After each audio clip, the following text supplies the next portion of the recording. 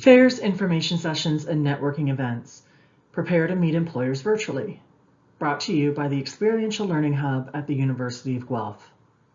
It is with great respect the Experiential Learning Hub acknowledges that the University of Guelph resides on the ancestral lands of the Attawandaron people and the treaty lands and territory of the Mississaugas of the Credit. We uphold the significance of the Dish with One Spoon Covenant and the continuing relationship our Indigenous neighbors have with this land.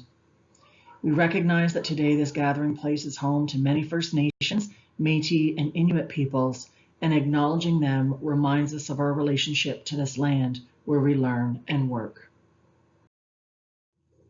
What you'll probably find throughout this webinar is that there are common sense tips about what you can do and how you can prepare to meet employers, no matter if you're meeting them virtually or face-to-face. We'll talk about preparing before the event, what to do during, and how to follow up afterward. Not only that, some people think that meeting employers virtually is not as effective. We'll talk a bit about why that may not be completely true. So this is me. My name is Jill Ferguson, and I'm the Manager of Career Development within the Experiential Learning Hub. I have 2 degrees from the University of Guelph, many years apart, mind you, and I'm working from home like the rest of the career development team to ensure that we can still respond to all of your career questions or concerns.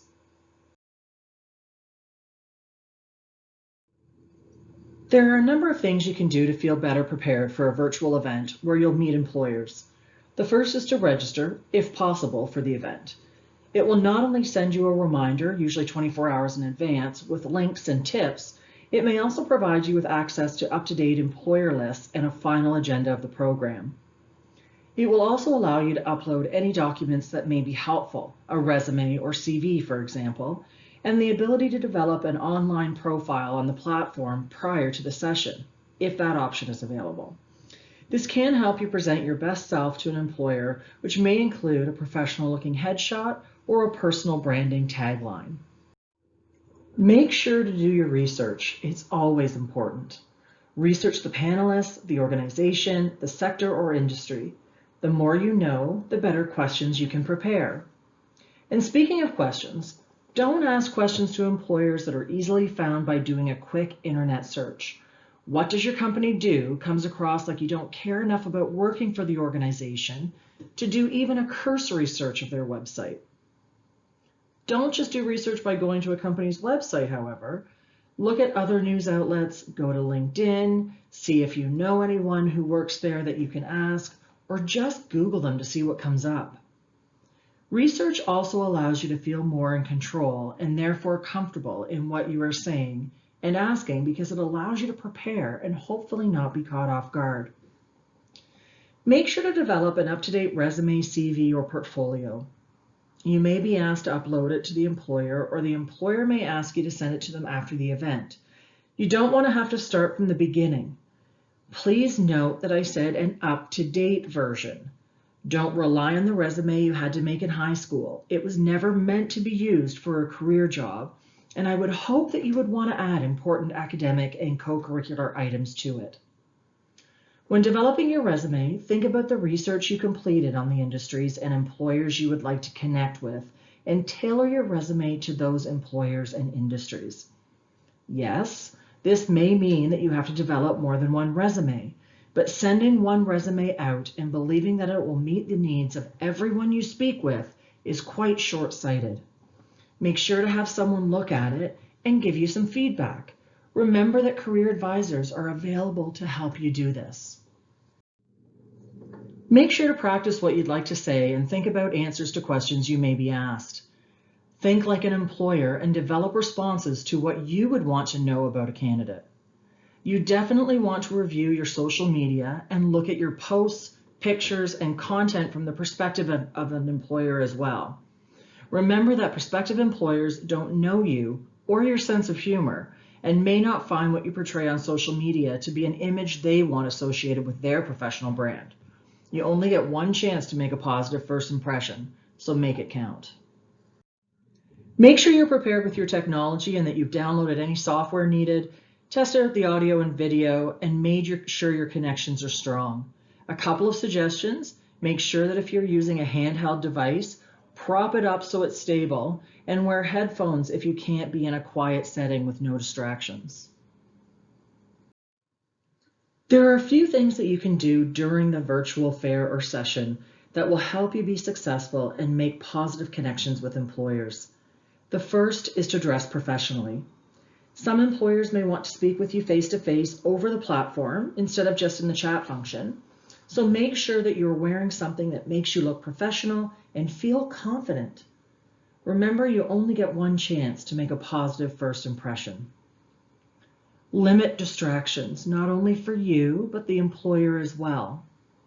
Put a note on your door that you're at a meeting, have someone take the dog for a walk, and finish eating before you start talking to an employer.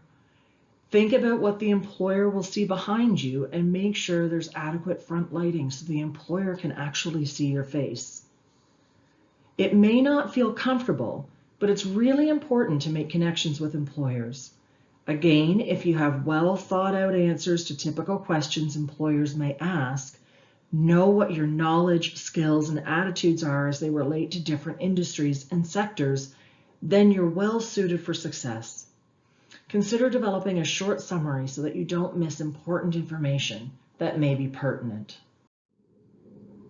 It may feel like you're texting like a parent, but using clear business language, no emojis or text talk, is more professional and should be used when meeting employers virtually. You wouldn't talk slang to an employer if you were meeting them face-to-face, so don't do it when meeting them online either. If you're invited to video chat with an employer during a fair, or if you're asking a question to a panelist where you will be turning on your video, make sure that you demonstrate strong body language. Look straight into the camera to emulate eye contact, keep your hand gestures to a minimum, and don't slouch. Finally, ask the employer for next steps, taking down their contact information, and ask how you might follow up with them. After the fair or event, reach out to the employers you connected with to not only thank them for attending the event, but also to express your interest as well as your skills that you would bring to the organization. Make sure to mention something specific that you spoke about or that the employer stated so that they remember who you are and can make that connection. Ask about next steps and provide them with any updates regarding the advice they gave you. Some final thoughts. Some individuals feel that virtual fairs, employer sessions, or other events where you can meet employers virtually aren't as beneficial as those where you meet an employer face-to-face.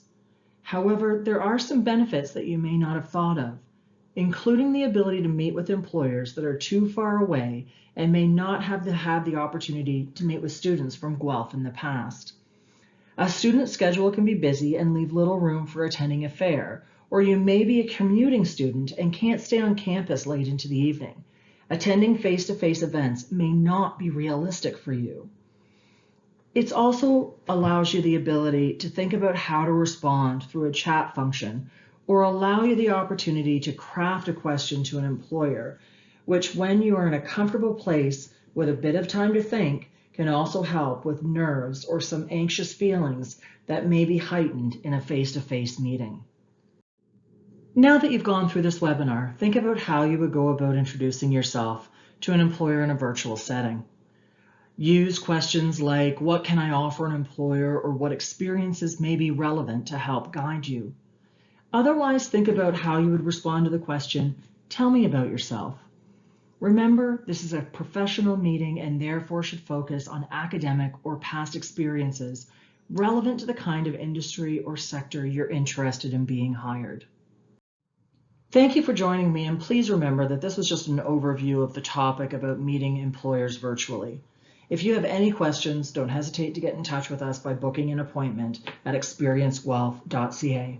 Good luck from all of us here at the Experiential Learning Hub at the University of Guelph.